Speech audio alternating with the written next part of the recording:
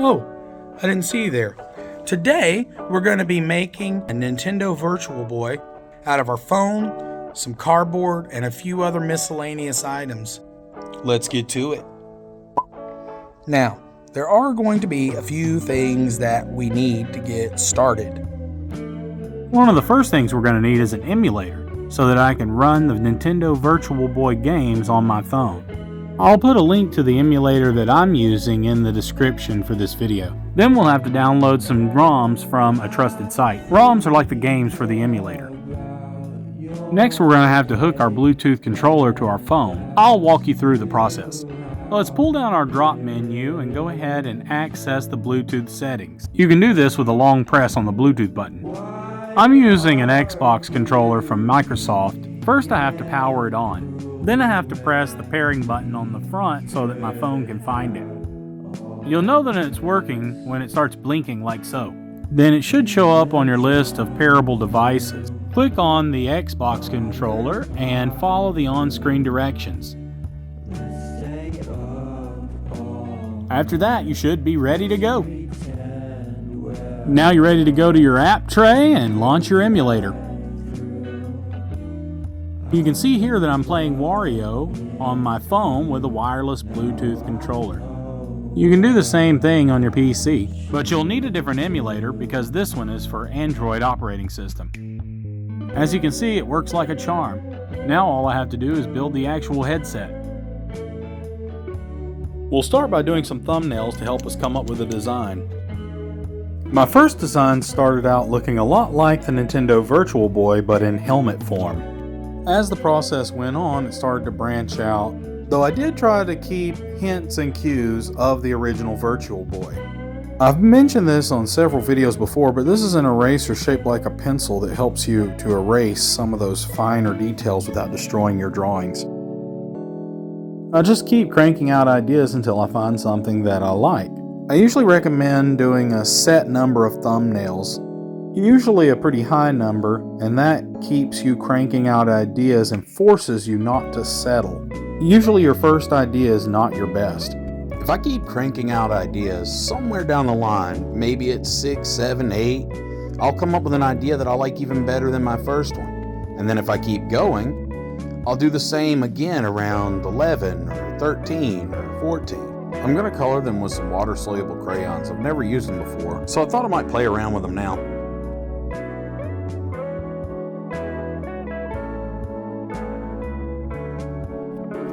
I drew some more thumbnails and then I quit thinking about it for a while. I like to do this as part of my creative process. It seems like even though I'm not thinking about it, my brain is still working on the task in the background. And voila, I come up with something completely different. I decided to go with some kind of weird shard style helmet, and even though I didn't draw it here, I did incorporate some of the Virtual Boy style cues back into the final design later. Somehow I found a scrap of foam that is almost the exact same size as my phone, so I'm going to use it to measure during the build.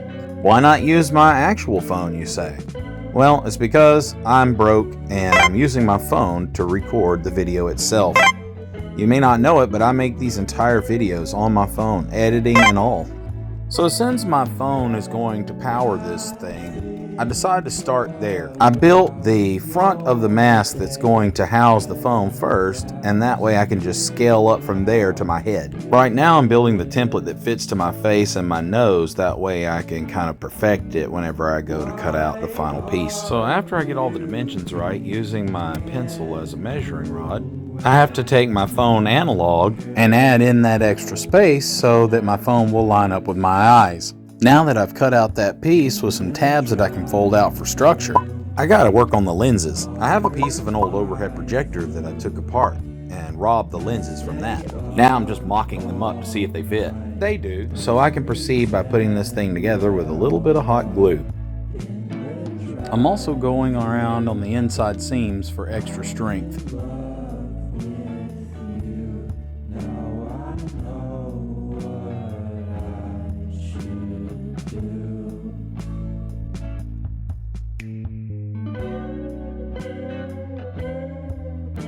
Now that that's constructed, I can go ahead and add in my lenses just to see if they still fit. I know what you're thinking. Why wouldn't they fit now when they did before? Well, you got to keep eye on these things. Trust me, they do change. I'm not going to glue them in place yet. I still have to cut out the eye holes, and I'm also reinforcing the sides. And finally, I'm going to try something. I'm marking the space where my eyes go because I'm going to try some Google-style lenses that I'd ordered from Amazon. These are supposed to be the same ones that go in Google Cardboard. I have nothing to lose but about $6, so I thought I would try them out. And if they don't work, I'm sure I can find something else to use them for. I also need some 3D glasses because this is the Virtual Boy after all, so I acquired them as well. I'm using the lenses themselves to mark out the holes for them because they need to be a pretty tight fit. Once we get the holes cut out with an X-Acto knife, we can try them out and see how well they work.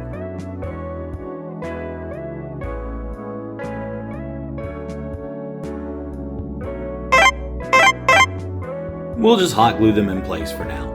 As it turned out, the lenses made specifically for this kind of thing just did not work as well as the ones from the projector. This mask has its limitations because it has to be wearable. The little round lenses did not shrink the phone display enough, so I would have had to have a mask that was about twice as long in order to see the entire screen. Furthermore, these big lenses curve the screen around my field of vision more like I would expect a virtual reality helmet to do.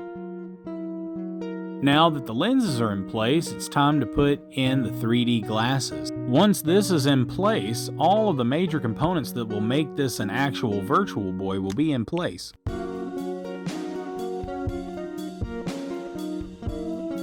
We gotta leave room for my cute little nose.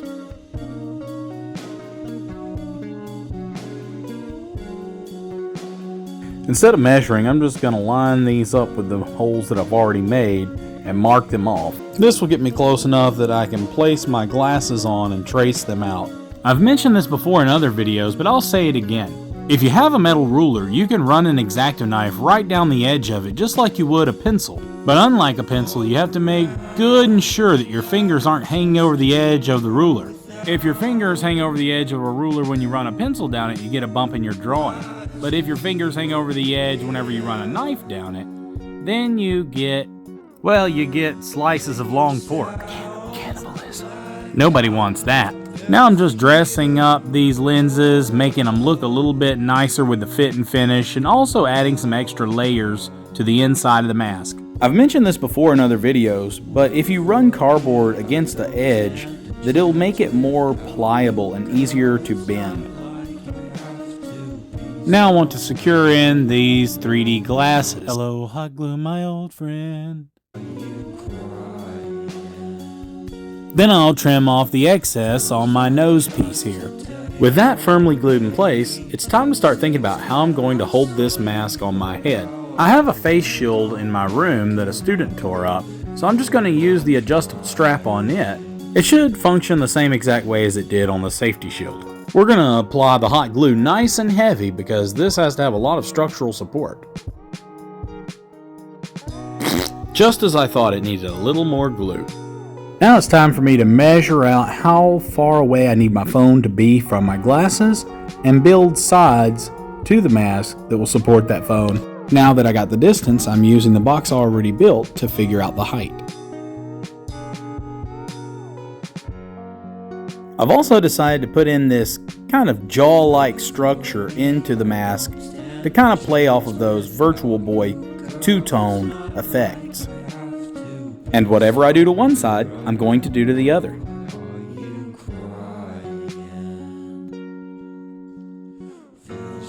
I've decided to put these together so that there's a little negative space here that runs down the side.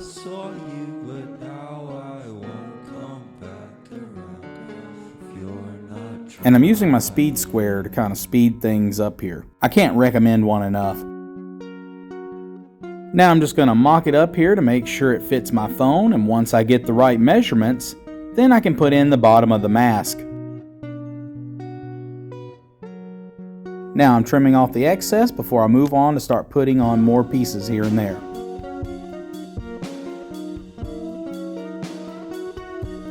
Now I'm going to build up the sides. I'm going to do it in such a way that there's kind of a layered effect here. This will give the mask a little more depth, and it'll also kind of play off of some of the cues of the Virtual Boy. I'm mocking up the piece that I made. I'm going to trim it up and refine it, and once it's refined, I'll just trace it out so that I can do the same exact thing to the other side and have it perfectly identical.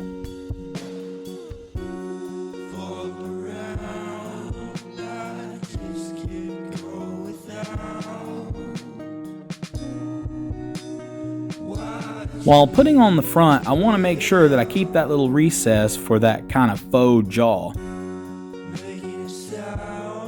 One more check to see if the phone still fits, and voila, it passes inspection.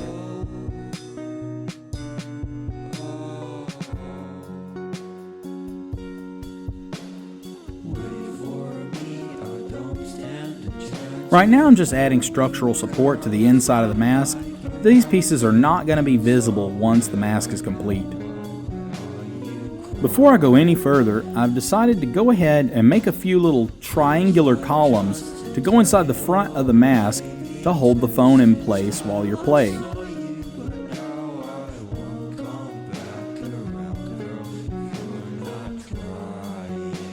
I'm installing them here, but later on off camera, I decided to reduce the size of the triangles. I thought it just made a much better fit and looked better. Now I'm just going to start placing on those shard-like structures on the outside of the mask. So far, so good.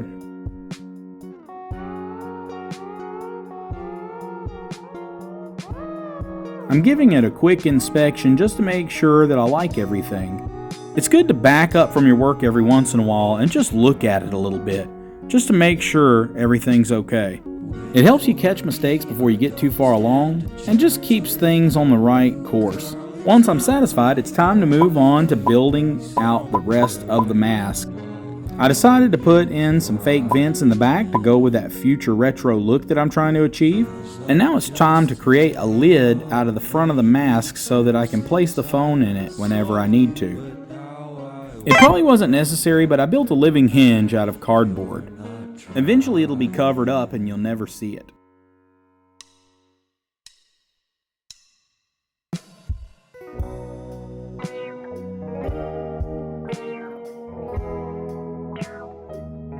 Testing it out, and it fits like a glove. A very awkward cardboard glove. I wanted to create some faux vents to go on the front of the piece and kind of help it tie together with the back. I'm going to make these out of cardboard. I've made one the way I want it, and now I'm just going to go ahead and trace it out and make a perfect replica. With the base of the decorative vent complete, we can just start putting on the sides. And I'm being very careful that I do everything the same on each side. Once they're done, they're going to look pretty atrocious. This is not altogether uncommon when you're making things out of cardboard, but once we put on the paper mache, it'll clean up really nicely.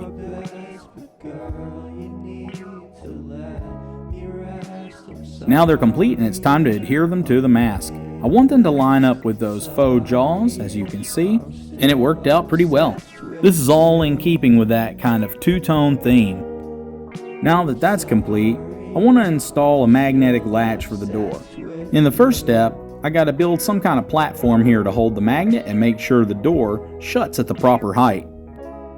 As you can see, I'm not cutting all the way through the cardboard, I'm just scoring it to make it easier to bend.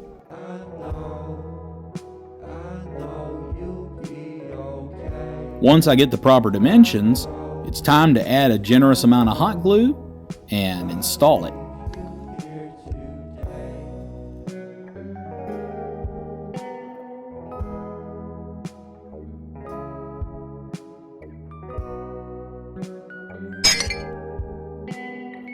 Now it's on to the paper mache. We're going to be using a white glue so that this piece ends up with a very nice plastic finish. Now I've done lots of paper mache on other videos, so if you want to see it in more detail, feel free to go back and watch a lot of my other mask making videos. Here I'm going to kind of do a time lapse, but I want to slow down and make sure that you see how I'm trying to retain these individual shard-like structures. I'm being very careful to kind of push this paper mache around and keep these creases and make sure that that's very well pronounced and I don't lose any fidelity. You can see me run my fingers along the edges here so that it retains that level of detail.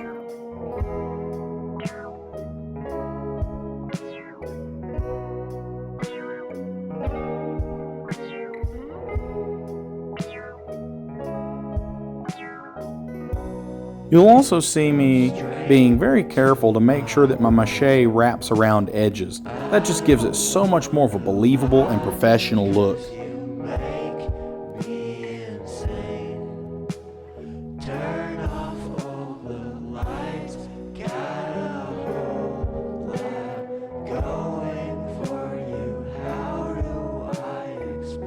We also want to get good coverage and lots of layers.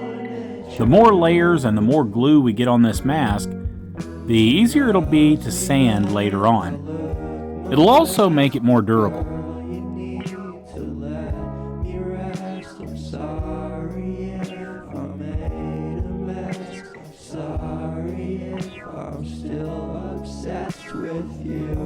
This is another good instance of me working hard to retain those edges.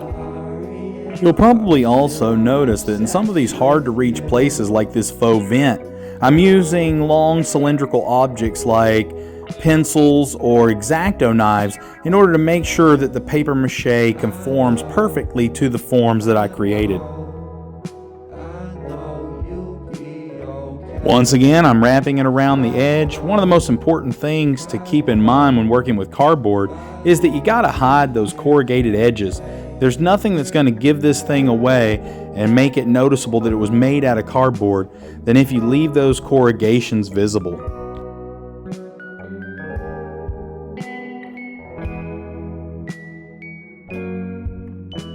You'll notice here that I'm using a scrap piece of cardboard in order to prop open the lid. That way I can actually wrap my mache around the edges even better.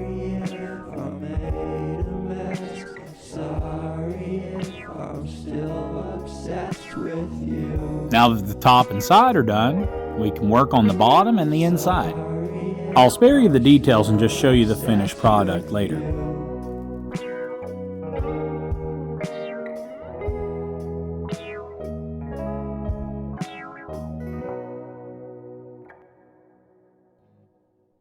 That finishes up the back, and now we're on to dressing up those faux vents. This is another area that takes great care in order to make it look good.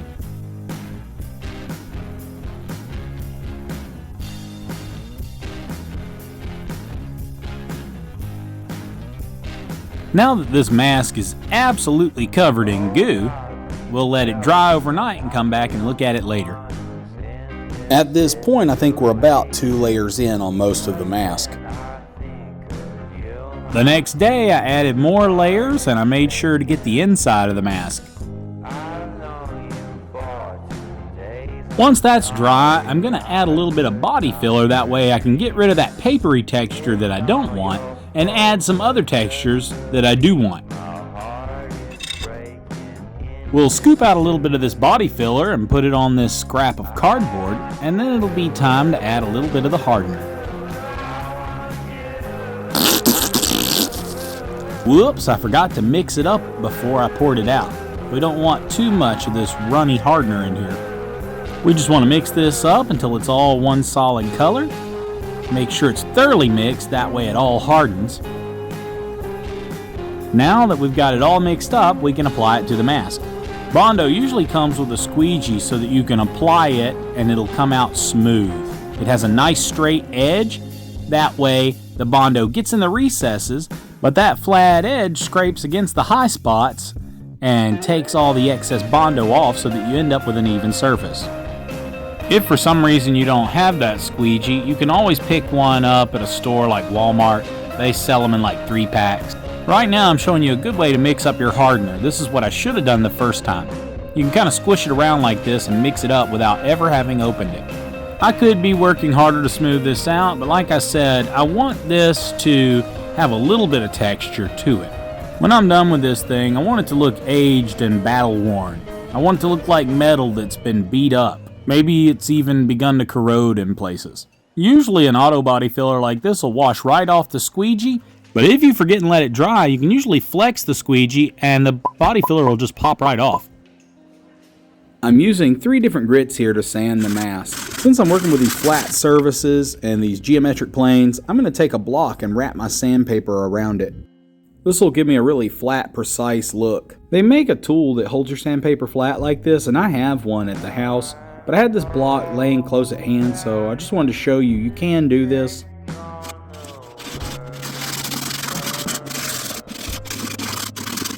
They also make disposable sanding blocks that you can kind of throw away when you're done. Now that I'm satisfied with the sanding for the look that I'm going for, I'm going to go ahead and throw on a nice base coat of gray. This will make everything one even value so that my paint job will turn out more consistent when I'm done. It'll also seal the paper and protect it from mineral spirits and things like that when I do an oil wash.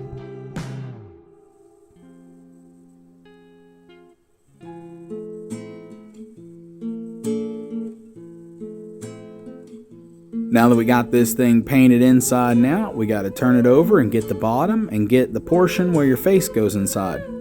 I got to be careful not to get paint on the 3D glasses. I could mask them, but I want to show you a little way to kind of come in here and edge in paint. I like to point out sometimes in class how my students like pencils because they feel like they got all that control of that fine tip point of the lead. But I tell them that's an illusion and that paint you can have a control over your brush as well. You just have to handle the brush differently than the pencil. Also, when you mess up with paint, you just wait a few minutes and then you can paint over it once it's dry. The Virtual Boy is gray on the bottom, but I did a very cool bluish gray because I thought it would go better with the color scheme. I found these little metal boxes whenever I inherited the jewelry class at the school I teach at. I thought they would make a really nice addition to cover up the sides of the face shield that are poking out on the side of my mask. Now I just need to scuff them up and add a tooth so that the paint will stick to it. It works a lot like an undercut in a mold. The paint will squish down into these scratches and it'll lock the paint in place. I wanted to give this mask a magnetic latch, so I'm using a rare earth magnet here because it's nice and strong. I'll just scuff it up and give it a tooth, just like I did for those little end caps. However, this time the tooth will be for glue instead of for paint. On one side I'll use the rare earth magnet, and on the other I'll just use some sheet metal. That's very satisfying. Now I'm just going to blast on a little silver paint so that I can give this thing a metallic look. I want this thing to look like a well-worn, battle-hardened helmet. I'm using a little bit different red than the Nintendo red. I'm starting off with something similar, but I'm going to do several different shades and tones. To give it that battle-worn and kind of antiqued look, I'm deliberately missing the edges of each one of these little panels. The edges are what's going to catch most of the damage. Edges on things always get hit more often, and the paint chips and wears off of there first. The effect works quite nicely. You can see how the edge looks like it's been beat up and the paint is kind of knocked off and chipping off. I'm adding the different reds to give the piece variety, which will make it more interesting, but also it's gonna kind of accentuate the patchwork look of this helmet. Now we're done with the first layer and the mask is looking pretty decent already. It definitely needs a few more layers though to make it more opaque in certain places.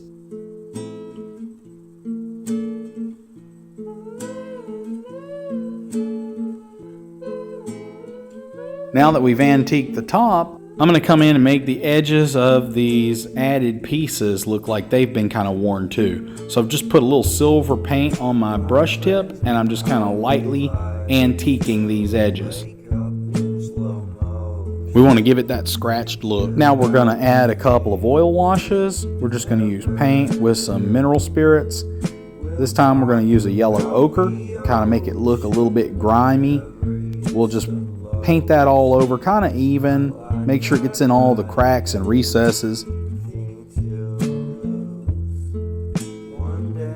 Once we get everything coated, we can take some paper towels and daub up the excess. We don't want it to look too nasty. We're running the risk of making it look like the boys' bathroom in here. These oil washes will also help to kind of unify the piece because they'll kind of give it the same tint throughout. Once I've finished this yellow ochre wash, I'm going to come back in with a dark wash, and that dark wash will kind of look like grease and oil and things like that have gotten trapped in the recesses over the years. Maybe a little bit of soil, gunpowder, who knows. As you can see, I've also left some runs. That adds to the authenticity.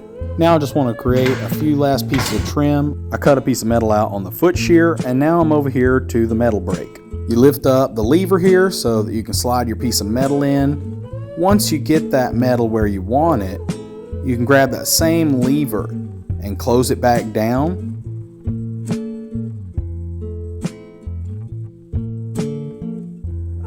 And we'll push it down a little further just to lock it in place.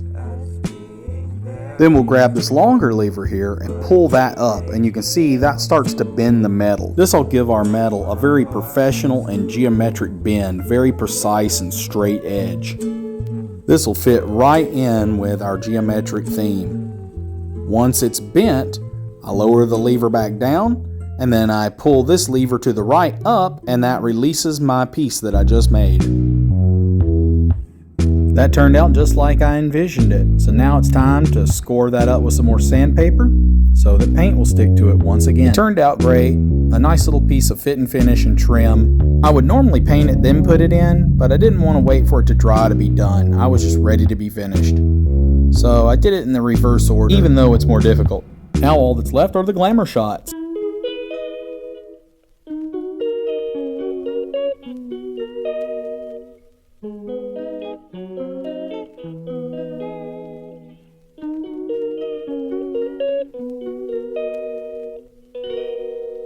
She calls me day and night. I'm sorry, girl, you just don't make me feel right. I never meant to make you cry, you were right. Just leave me be, I'm not gonna put up a fight. And every time you wake up feeling worse, and then you check the time. It's never what it feels like, just throw me a dime. If everything was good, then you would feel alive.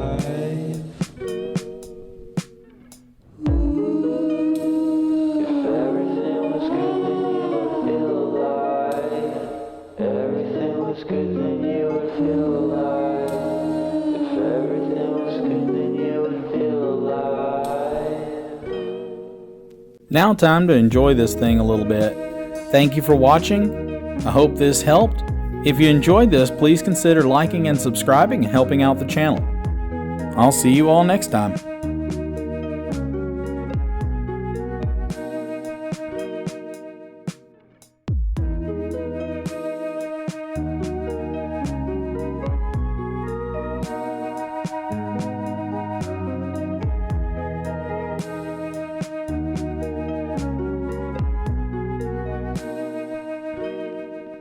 He never answers me when I call, it makes me feel so